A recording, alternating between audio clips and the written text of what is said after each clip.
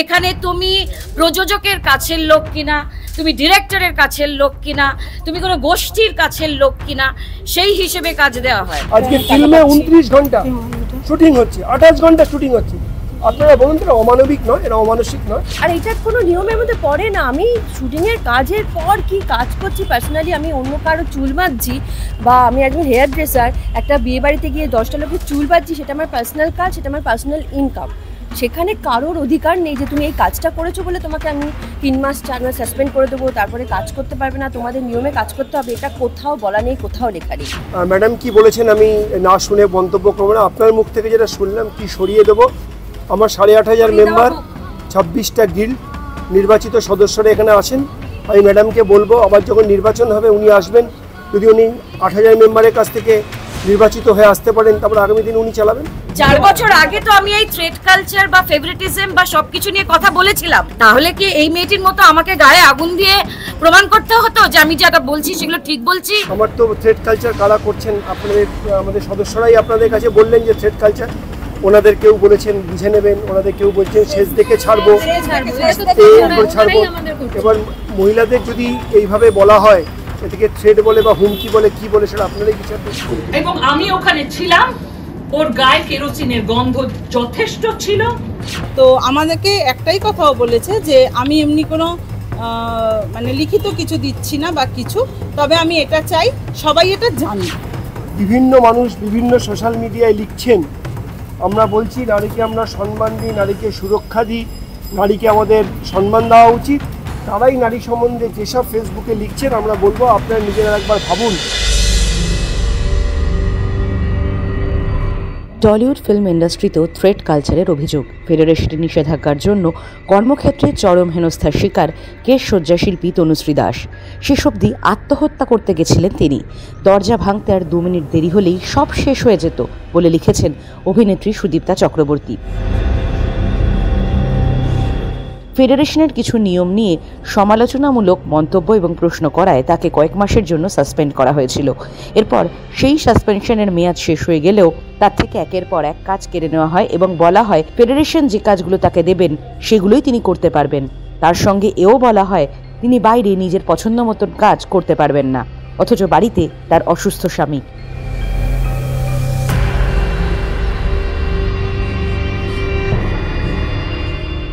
এরকম বিপর্যস্ত অবস্থায় তিনি আত্মহত্যার পথই বেছে নিতে চান। এই ঘটনার তীব্র নিন্দা করে সরব হয়েছেন একের পর এক শিল্পী।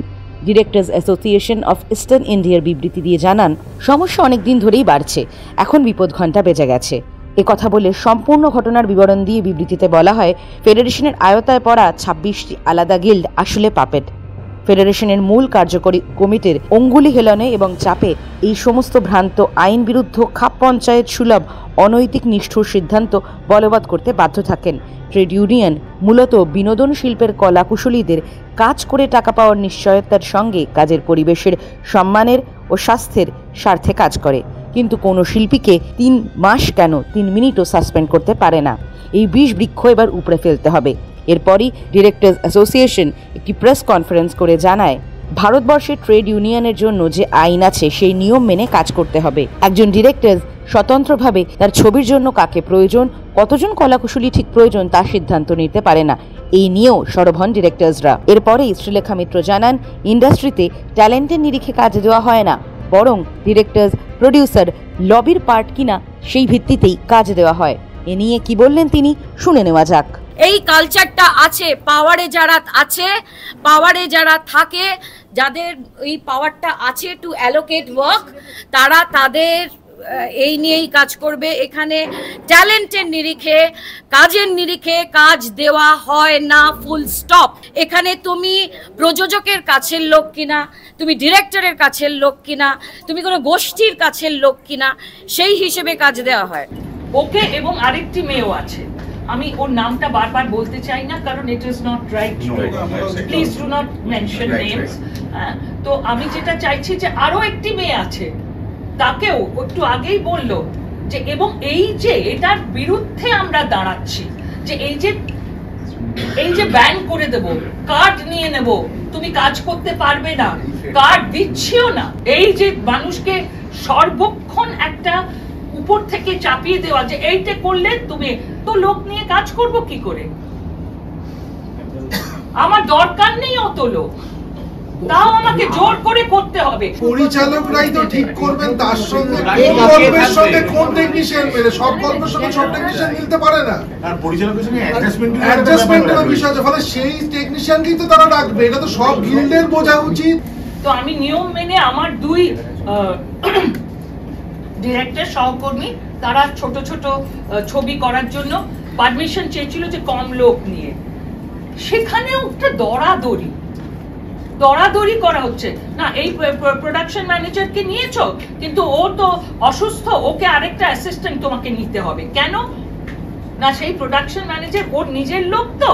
সুদেশাদি, এরপরে মেয়েটির কাজ পাওয়া নিয়ে কি কোনো কথাবার্তা হয়েছে? একটু হলো তো না, গিল্ডের সঙ্গে আগামী দিনে গিল্ডের সঙ্গে কেন কথা বলবো? আমরা তো বারবার বলছি যে ওকে এটা নিয়ম বিরুদ্ধ, এবং ও সুস্থ হয়ে উঠলে ওর কাজে ফিরে যাওয়ার এটাই এই আবেদনই তো করলো এবং বললো এটাই নিয়ম। এটা যদি না হয় এটা আবার নিয়ম বিরুদ্ধ হবে। এটাই নিয়ম বিরুদ্ধ হবে। নিয়ম মানে সাসপেনশনটা তো নিয়ম নয়, এবং কাজটা করাই নিয়ম। কাজ করতে বারণ করাটা তারপরে আবার সেটা নিয়ম বিরুদ্ধ কাজই হবে।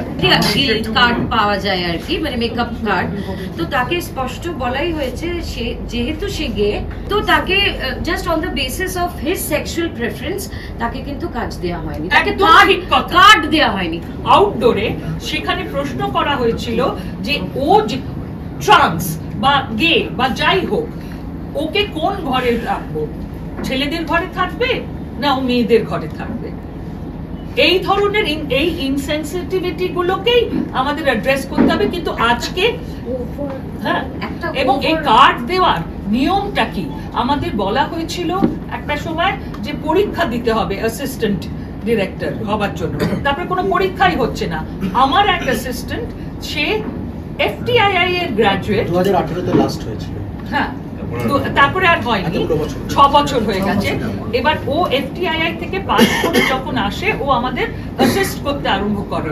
তো আমি ওকে কার্ড নিতে পাঠাই।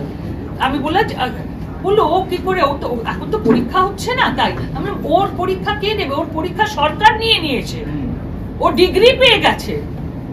একই ঘটনা অন্যান্য গিল্ডেও ঘটছে। SRFTI থেকে FTII থেকে পাস করে আসা যাদের, তাদেরকে বলা হচ্ছে তোমাকে যদি কার্ড নিতে হয় তোমাকে ট্রেনি হিসেবে কার্ড নিতে হবে। যারা এখানে নির্দেশক আছেন তাদের কাছেই আমি শিখেছি এই ড্রামা পার্টটি। আমি ফুল ইউনিট নিয়ে ফ্লাইটে করে গিয়ে 71 জনের আমাদের টিম হয়েছিল। আমরা শুটিং করে টাকা বকেয়া সব মিটিয়ে দিই। এরপরে আপনারা জানেন যারা নির্দেশক চট করে বুঝবেন, সেটা হলো যদি রাতের সিন হয় আমরা একটা চাঁদের শট নেব, নদীর পাড়ে কথা হচ্ছে একটু নদীর জল যাওয়া নেব, এসব নেওয়ার আমার দরকার ছিল। তার জন্য আমি একটি 2 দিনের জন্য শুটিং করতে যাওয়ার জন্য আমার যিনি ম্যানেজার ছিলেন তাকে দায়িত্ব দিই। তিনি বলেন যে দেবদূত আপনাকে মানে অফিসে ডেকে পাঠানো হয়েছে। তো আমি শুটিং করছিলাম NT1-এ, আমি চলে আসি মেকআপ অবস্থাতে। তাতে এসে জানতে পারি যে আমার যে মানে হাতিটি চলাফেরা করছে বা স্টক শট যেগুলো চাঁদ উঠছে, নদী দিয়ে জল যাচ্ছে, এর জন্য একজন হেয়ার ড্রেসারকে আমায় নিতেই হবে, একজন মেকআপ আর্টিস্টকে আমায় নিতেই হবে, এরকম করে একটা আমাকে টিম করে দেওয়া হয়। আমি বলছি যে এই মেকআপ কে করবে, কাকে করবে, এই ব্যাপারটা এই নিয়ে আমার সঙ্গে 1.5 ঘন্টার একটি বড় ডিবেট হয় এবং আমি সেটি মানিনি। এবং আমার প্রবলেম হয়ে যায়, আমি যে মানছি না তাতে আমার সঙ্গে যারা যুক্ত তারা সবাই বলতে শুরু করে দেবদূত তোমার সাথে যাব না। এতগুলো লোক নিয়ে যেতে হবে, এই জিনিসটা আমরা সবাই ফেস করি। এটার বিরুদ্ধেই তো আমরা বললাম যে এটা কোনো নিয়ম নয়। This cannot be a নিয়ম। আমি যেটা আবার বলছি যে আমাদের যে ছবিতে যতজন টেকনিশিয়ান দরকার ততজনকেই নিতে হবে, এবং যে দিনগুলোতে আমার একটা ফুল ইউনিট প্রয়োজন নয়, মানে আমি সত্যি বলছি বহু সময় আমাদের একটা ফুল ইউনিটের প্রয়োজন হয় না, যেখানে আমার কি আমার নায়ক আর নায়িকা 5 মিনিটের রাস্তা দিয়ে এইটাই তো বলছি, ওই যে গোপন শুটিং, আমি 71টা লোক নিয়ে করব। আর গোপন শুটিং এর যে কথা বললো খুব সম্প্রতি হয়েছে এবং ওরা সঙ্গে সঙ্গে সাসপেন্ড করেছে। কেন না বোলপুরে গিয়ে 2টো লোককে নিয়ে জাস্ট ক্যারেক্টার হেঁটে হেঁটে যাচ্ছে, এটা চিরকাল আমরা করেছি। আমরা একটা ক্যামেরা নিয়ে চলে গেছি, যেখানে লুকিয়ে রেখেছি ক্যামেরা, সেখানে আমি 70 জনের ইউনিট নিয়ে বসলে মানুষের যে স্বাভাবিক আচরণ, গাছ পাতা সবকিছু তো নষ্ট হয়ে যায়। এখন যে চর্চাটা মানে হাইলাইটেড সেটা হচ্ছে যে সরকারের দুজন কর্মচারীর সঙ্গে একজন অভিনেত্রী ইন্ডাস্ট্রির কর্মচারী। না, এটা তো আমাদের কাজ, আর তাদের তো সেটা কাজ ছিল, তাই সেটা তো সরকারের হয়ে তো কাজ করেন। আমি বাংলা ইন্ডাস্ট্রির হয়ে কাজ করি, সেটা আমি তাদের কর্মচারী, বাংলা ইন্ডাস্ট্রির কর্মচারী, সেটা আমার কাজ। তো ওই জন্যই একটু বেশি বড় সড়ো করে হাইলাইটেড, আর কিছু ওই থ্রেড কালচার সব থেকে বড় যেটা এখন শুধুমাত্র মানে এটা সবাই এবার জানতে পারছে যে আরজি করে শুধু থ্রেড কালচার নেই, আমাদের ইন্ডাস্ট্রিও থ্রেড কালচার আছে। এটা হচ্ছে সব থেকে বড় এক্সাম্পল আমাদের কাছে। সব জায়গাতেই আছে কম বেশি, মানে এখন আর মনে হচ্ছে না কম, সব জায়গাতে আছে বেশিই আছে।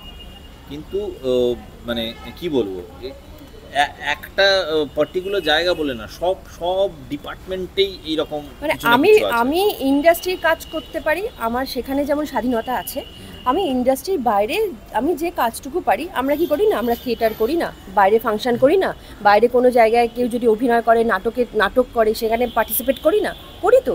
সেটা তো আর ওরকম 14 ঘন্টার কাজ হয়ে গেল না, সেটা তো আমাদের পার্সোনাল কাজ, বা সেটা আমরা কাজ, সেটাও কাজ।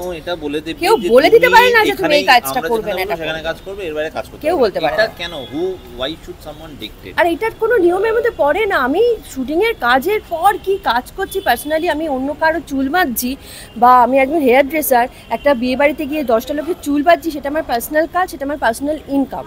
সেখানে কারোর অধিকার নেই যে তুমি এই কাজটা করেছো বলে তোমাকে আমি 3 মাস 4 মাস সাসপেন্ড করে দেবো, তারপরে কাজ করতে পারবে না, তোমাদের নিয়মে কাজ করতে হবে। এটা কোথাও বলা নেই, কোথাও লেখা নেই, এগুলো জোর জুলুম হচ্ছে, আর কিছু না। এমনি বাংলা ইন্ডাস্ট্রির অবস্থা খুবই খারাপ, ধারাবাহিক কয়েক মাসের জন্য আসে, বন্ধ হয়ে যায়, ছবির অবস্থা তো নেই বলাই চলে। সেই তার উপর দিয়ে এত নিয়মকানুন হয়, ইন্ডাস্ট্রি বাঁচবে কি করে? এটা তো ভাবা উচিত, এটা তো ভাবা উচিত। যারা একদম উপরে বসে আছেন, যারা এই বিষয়গুলোকে দেখুন, আমাদের কাজ অভিনয় করা, আমাকে একটা চরিত্র দেওয়া হবে, আমি সেই চরিত্রে অভিনয় করব, তার বাইরের এত কিছু বিষয়টা তো আমি মাথা ঘামাতে যাব না, বা আমার জানার কথাও নয়। এটা সবার ক্ষতি, এটা শুধু আর্টিস্টের ক্ষতি না, এটা সবার ক্ষতি। এটা যারা ঠিক করছেন তারা ডিসাইড করবেন কিভাবে একটা সিরিয়াল যাতে আরো দিন চলে, সেটা যাতে সেটা দেখা যায়। টলিউডে মেয়েরা কতটা সুরক্ষিত এই মুহূর্তে?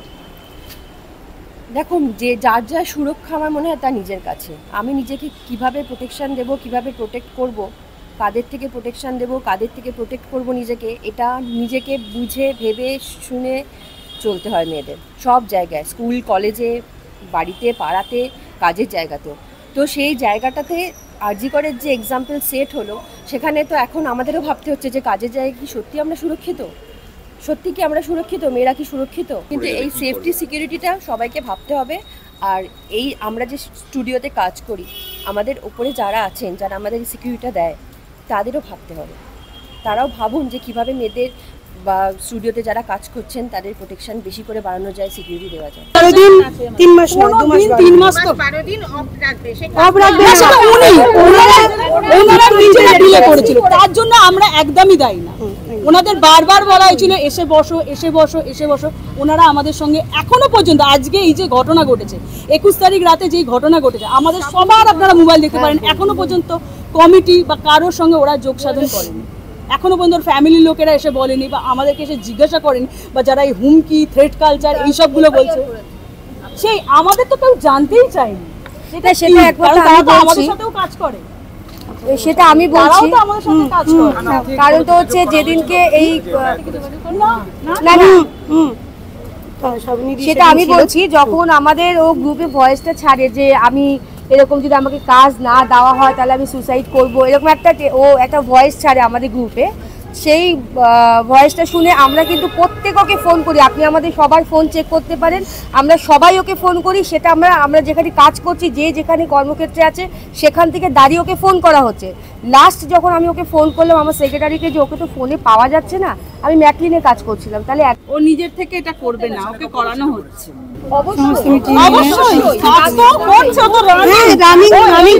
অনেক কাজ করেছে, অ্যাড করেছে, অনেক কাজ করেছে। আমি আপনাদের বলেও দিতে পারি, অভিযোগ করা হয়েছে সুদেষ্ণা রায়ের তরফ থেকে যে যেদিনকে থেকে ওনাকে কাজ করতে বলা হয়েছিল তার পরক্ষণেই বলা হয় যে পরের দিন থেকে আসার দরকার নেই।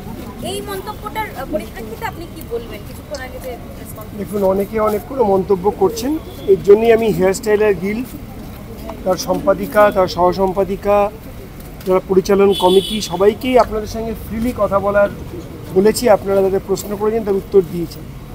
এরপর মনে হয় না আর কোনো আপনাদের কাছে সন্দেহ বাতাবর্ণ আছে। পুরো ফ্যাক্টটা কি, যিনি ওখানে স্পটে ছিলেন, আমার গুরুত্বপূর্ণ অলমোস্ট সিনিয়র মোস্ট সদস্য, তিনি থানায় পৌঁছে গেছিলেন। থানাতে কি হয়েছে সেটাও আপনারা শুনতে পেয়েছেন, সবটাই আপনাদের কাছে জানা। আমার মনে হয় এর পরে আর নতুন করে কিছু বলার আমাদের ফেডারেশনের পক্ষ থেকে নেই। এই জন্য আমরা ফেডারেশন থেকে আজকের এই প্রেস কনফারেন্স করিনি। আজকে আমরা আপনাদের হেয়ার স্টাইলার কি যারা একদম ওদের সঙ্গে থাকেন, ওর সঙ্গে কাজ করেন এবং যাদের সম্বন্ধে বিভিন্ন মানুষ বিভিন্ন সোশ্যাল মিডিয়ায় লিখছেন, আমরা বলছি নারীকে আমরা সম্মান দিই, নারীকে সুরক্ষা দিই, নারীকে আমাদের সম্মান দেওয়া উচিত। তারাই নারী সম্বন্ধে যেসব ফেসবুকে লিখছেন, আমরা বলবো আপনারা নিজেরা একবার ভাবুন যে নারীকে আপনারা বলছেন সম্মান দেবেন, তাদের সম্বন্ধে আপনারা ফেসবুকে কি লিখছেন বা কি করছেন, আমরা তাদের আরেকবার ভাবা উচিত। শুধু মুখে নারী সম্মান আর নারী সুরক্ষা নিয়ে বললে হবে না, নিজের কাজে এবং অপরের কাজেতেও দেখাতে হবে যে নারী সুরক্ষা ও নারী সম্মান কী করে করতে হবে। সুরক্ষা বন্ধুর পক্ষ থেকে আমাদের দুটো কেসেই দেওয়া হয়েছে। আমাদের যে ম্যাডাম এরকম করেছেন তার কাছেও আমাদের সুরক্ষা বন্ধুর পক্ষ থেকে গেছেন, তার সঙ্গে পার্সোনালি কথা বলেছেন। আমি বলবো যে তিনি কি বলেছেন, আমি তাকে বলবো যে আম্মা আসো। আমরা গেছিলাম কালকে, ওনার সাথে কথা বলেছি। উনি যেটা বলতে চাইছেন, উনি কাজে ফিরতে চান, উনি আপাতত সুস্থ আছেন, শুধু উনি কাজে ফিরতে চান, এইটুকুনি ওনার বক্তব্য, আর ওনার কিছু বক্তব্য ছিল না। তো মোটামুটি আমাদের দেখে মনে হয়েছে উনি আপাতত সুস্থ আছেন, সেরকম বিশেষ কিছু অসুবিধে নেই, এইটুকুনি। এবং আরেকটি গীতা এলএলবি নিয়ে যেটি হয়েছে, আপনারা অনেকবার দেখিয়েছেন যে আমাদের একটি প্রোডাকশন অ্যাসিস্ট্যান্ট ছেলে সম্ভবত বাথরুমেও কিছু কি মেরেছেন বা কিছু একটা করেছেন, একটা অভিযোগ ছিল। সে ব্যাপারে আমাদের জয়শ্রী ম্যাডাম উনি প্রথমে কাউকে অ্যালাউ করতে চাননি, যেহেতু জয়শ্রীর ওর সঙ্গে দীর্ঘদিনের পরিচয়, তো জয়শ্রী ম্যাডামকে ওনারা অ্যালাউ করেছেন। জয়শ্রীকে আমি বলুন বিষয়টা বলুন। আমি আর শর্মিষ্ঠা আমরা দুজনেই গিয়েছিলাম রুমেতে। ওর যাওয়ার পরে ওকে আমরা জিজ্ঞাসা করলাম, এই বাবু বলতো কি হয়েছে, তোর সাথে কি হয়েছে? বলছে না জয়শ্রীদি, আমি সেরকম কিছু বলতে চাই না। আমি বললাম সেরকম কিছু বলতে চাস না, হয়েছে যদি ঘটনাটা জানাজানি যখন হয়েছে, কিছু তো একটা হয়েছে, তাহলে বল। তখন বলল, দেখো আমি যেটুকু হয়েছে সেটুকুই তোমাদের বলছি। উনি ওয়াশরুমে গিয়েছিলেন এবং যখন কোমর সিট ছাড়ে উঠতে গিয়ে দেখে কোনো একটা মুখ, ওখানে বাথরুমটা নাকি মাঝখানের পাঁচিলটা একটু কম, মানে ছোট, সেইখান থেকে একটা মুখও দেখতে পায় এবং তার ফলে ও চেঁচামেচি করে এবং মুখটাও আইডেন্টিফাই করতে পারে এবং বেরিয়ে এসে চেঁচামেচি করাতে ওরা সিসিটিভি ফুটেজ দেখে ওখানকার প্রোডাকশন থেকে, দেখে ছেলেটির সাথে মানে ছেলেটির কার্ড বোধহয় ক্লোজ করা হয়েছে কার্ড। তো আমাদেরকে একটাই কথাও বলেছে যে আমি এমনি কোনো মানে লিখিত কিছু দিচ্ছি না বা কিছু, তবে আমি এটা চাই সবাই এটা জানুক। তিনি যেটা অভিযোগ করলেন হিমশৈলের চূড়া মাত্র, এবং এটা একটা থ্রেড কালচার, এবং যে সুরক্ষা বন্ধুর কথা বলা হচ্ছে সেখানেই দেখা যাচ্ছে এক্ষেত্রে তারাই অনেকে অভিযুক্ত।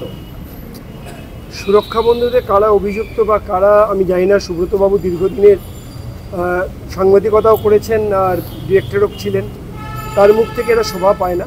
তিনি একজন senior most member of our industry. But আমার মনে হয় যে এই ধরনের যে মন্তব্য করছেন তাতে ফেডারেশনকে কলুষিত করছেন। তারা বলছেন একাধারে তারা ফেডারেশনের সদস্য।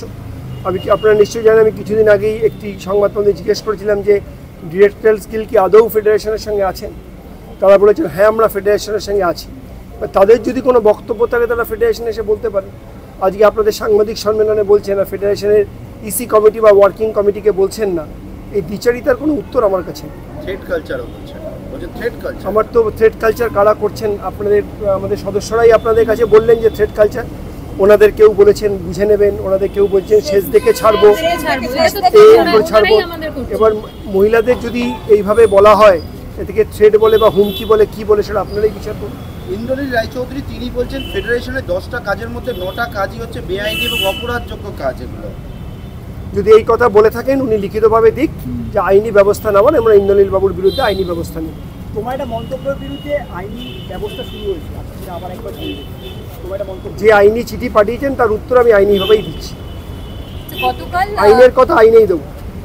স্বরূপদা, গতকাল রুদ্রনীল ঘোষ, রূপা গাঙ্গুলি তারা বিজেপি পার্টি অফিস থেকে যখন প্রেস কনফারেন্স করছিলেন, রূপা গাঙ্গুলি স্পেসিফিক্যালি বলছেন বিশ্বাস নাম থাকলেই কাউকে বিশ্বাস করা যায় না, এবং এই স্বরূপ কে, ইন্ডাস্ট্রির সাথে আর কিসের যোগাযোগ, আমি চাইবো যে স্বরূপকে সরিয়ে দেওয়া হোক। আলটিমেটলি কোথাও এসে দিনের শেষে কি সবটাই স্বরূপ বিশ্বাসের ওপর এসে বর্তায়? ম্যাডাম কি বলেছেন আমি না শুনে মন্তব্য করবো না। আপনার মুখ থেকে যেটা শুনলাম কি সরিয়ে দেবো, আমার 8,500 মেম্বার, 26টা গিল্ড, নির্বাচিত সদস্যরা এখানে আছেন। আমি ম্যাডামকে বলবো আবার যখন নির্বাচন হবে উনি আসবেন, যদি উনি 8,000 মেম্বারের কাছ থেকে নির্বাচিত হয়ে আসতে পারেন, তারপর আগামী দিন উনি চালাবেন, পারলে উনি ইলেকশনে এসে ফাইট করুক। যে কোনো ঘটনার পরিপ্রেক্ষিতে মনে হচ্ছে যে স্বরূপ বিশ্বাসকে টার্গেট করা হচ্ছে, হয়তো আমাকে অনেকে বেশি স্নেহ করেন, ওর জন্যই সবাই আমার নাম বলে। তাদের কাজের ক্ষেত্রে কোনো স্বাধীনতা নেই, সব ক্ষেত্রে ফেডারেশন বাধা দেয়। তার উত্তর অলরেডি হেয়ার ডিসাই গিল্ডের পক্ষ থেকে দেওয়া হয়েছে, একই উত্তর আমি বারবার দিয়ে। ফেডারেশনের বিরুদ্ধে মূলত ফেডারেশনের বিরুদ্ধে সুদেশনা ম্যাডাম আমাদের একসময় ওয়ার্কিং প্রেসিডেন্ট ছিলেন, এখনও ফেডারেশনের ভাইস প্রেসিডেন্ট আছেন। উনি যখন এই চেয়ারে বসেন বা চেয়ারে ছিলেন বা কাজ করছেন, তাহলে এই অভিযোগ তো ওনার বিরুদ্ধেও লাই হয়।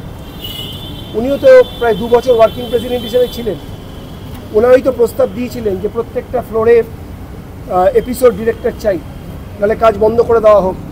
তখন এই থ্রেড কালচার বা এই ধরনের কালচার ওনার কাছে ছিল না। মিনিটস আছে, মিনিটসের সই পর্যন্ত ওনার আছে যে প্রত্যেকটা ফ্লোরে একটা করে এপিসোড ডিরেক্টর না হলে আমাকে নিয়ে 3 বার প্রডিউসারদের সঙ্গে মিটিং করে প্রডিউসারদের জিজ্ঞেস করুন এপিসোড ডিরেক্টর চাই, নাহলে আগামী দিনে এসে শুটিং বন্ধ করে দিতে হবে। আমার মিনিটসে আছে, আমি চাইছি না নিজেদের মধ্যে কাদা ছড়াছড়ি করতে, নাহলে আমি সব ডকুমেন্টস আপনার কাছে প্রডিউস করে দিতে পারি। কয়েকজন যারা আগে ফেডারেশন বা গিল্ডের সঙ্গে ছিল তারা সংবাদ মাধ্যমের সামনে আসেন, তারা বলছেন ফেডারেশনের বিরুদ্ধে অভিযোগ যে কাজ করতে দেয় না, টাকা চাওয়ার মতো অভিযোগ। আজ পর্যন্ত ফেডারেশন কোনো কাজ বন্টন করে না। ফেডারেশনকে যারা এখনও বোঝেননি তারা ভালো করে বুঝে নিন। হয়তো ইন্ডাস্ট্রিতে অনেক দিনই আছেন, ফেডারেশনকে তারা কোনোভাবেই এতদিন এই কলাকুশলীদের দাসত্ব করিয়েছে। আজকে কলাকুশলীদের নিজের অধিকার বুঝে নিতে ক্ষমতা রাখে। আজকে স্যার সেই অধিকার আমরা ফেডারেশনের মাধ্যমে 26টা গিল্ড হাতে হাত মিলিয়ে একসঙ্গে নারী পুরুষ লিঙ্গ বৈষম্য সমস্ত কিছু বিরুদ্ধে গিয়ে আমরা একসঙ্গে হাতে হাত মিলিয়ে কাজ করি। তো সেটা হয়তো অনেকের পক্ষে প্রবলেম হয়। আজকে 14 ঘন্টা যে শুটিং হয়, আপনারা জানেন এক সময় এই 14 ঘন্টা শুটিংয়ের জায়গায় কি হতো, রাত 3টে-4টের সময় শুটিং প্যাক আপ করে দেওয়া হতো। মহিলারা কি করে বাড়ি ফিরবেন কেউ দেখতেন না, কারোর কোনো খেয়াল ছিল না মহিলা কী করে বাড়ি ফিরবেন। তখন এই স্টুডিও এত ভালো তৈরি হয়নি। জিজ্ঞেস করুন যারা সিনিয়র মোস্ট মেম্বার আমার থেকে ইন্ডাস্ট্রিতে আছেন, এখানে আনাচে কানাচে শুয়ে থাকতেন, গল্প করতেন, সকাল হলে তারা বাড়িতে যেতেন। আজকে ফেডারেশন নিয়ম করেছে যে 10টার পরে হলে তার বাড়িতে গিয়ে গাড়িতে পৌঁছে দিয়ে আসতে হবে। হয়তো এটা অনেকের কষ্ট হচ্ছে। এই নিয়মটা হয়তো অনেকের কাছে লাগছে যে কেন গাড়িতে করে একটা সামান্য হেয়ার ড্রেসার একটা মেকআপকে পৌঁছে দিতে হবে, সামান্য হেয়ার ড্রেসার, সামান্য একটা মেকআপ, সামান্য একটা অ্যাসিস্ট্যান্ট ডিরেক্টরকে বাড়িতে পৌঁছে দিতে হবে গাড়ি করে। কেন মানে একটা ডিরেক্টরকে বাড়িতে গাড়ি করে পৌঁছে দিতে হবে? হয়তো তার জন্যই আজকে তার মনে হচ্ছে যে এটা থ্রেড কালচার বা এইটাকে ফেডারেশন শক্তভাবে করছে। আজকে ফিল্মে 29 ঘন্টা শুটিং হচ্ছে, 28 ঘন্টা শুটিং হচ্ছে। আপনারা বলুন তো এটা অমানবিক নয়, এটা অমানসিক নয়? টানা 28 ঘন্টা, 29 ঘন্টা, 27 ঘন্টা শুটিং হচ্ছে। ডকুমেন্ট দিয়ে আপনাদের দেখিয়েছি আগেরবারে সাংবাদিক সম্মেলনে। কয়েকজন অভিযোগ করছে ফেডারেশনের বিরুদ্ধে দাদাগিরির অভিযোগ, টাকা চাওয়ার মতো অভিযোগ করছে। যদি কেউ এরকম টাকা চাওয়ার অভিযোগ করে কাইন্ডলি আপনাদের বলুক না, নাম বলুক না, নাম ভেনু কার কাছে চাওয়া হয়েছে বলুক না। আপনি জানেন লাস্ট সুপ্রিম কোর্ট কি হবে, আমাদের অনারেবল চিফ জাস্টিস কি বলেছেন, এই শোনা কথা যদি কেউ বলেন তার বিরুদ্ধে কিন্তু ব্যবস্থা নেওয়া হবে। সে সংবাদ মাধ্যম হোক আর কোনো ব্যক্তি হোক, এই শোনা মাধ্যম শুনেছি বিভিন্ন ইনফরমেশন, তার স্পেসিফিক বক্তব্যে কিন্তু তিনি বলেছেন যে এটা কোনো ইনফরমেশন নয়। বলতে হলে স্পেসিফিক এভিডেন্স দিয়ে বলতে হবে। আমরা বলছি কাইন্ডলি এভিডেন্স নিয়ে আসুন, এরকম একটা সাংবাদিক সম্মেলন হোক, সামনাসামনি কথা হোক। টলিউডের latest update, gossip and entertainment পেতে সাবস্ক্রাইব করুন শুধুমাত্র সিটি সিনেমা, আর ফলো করুন সিটি সিনেমার Instagram, Facebook, Twitter and ShareChat page.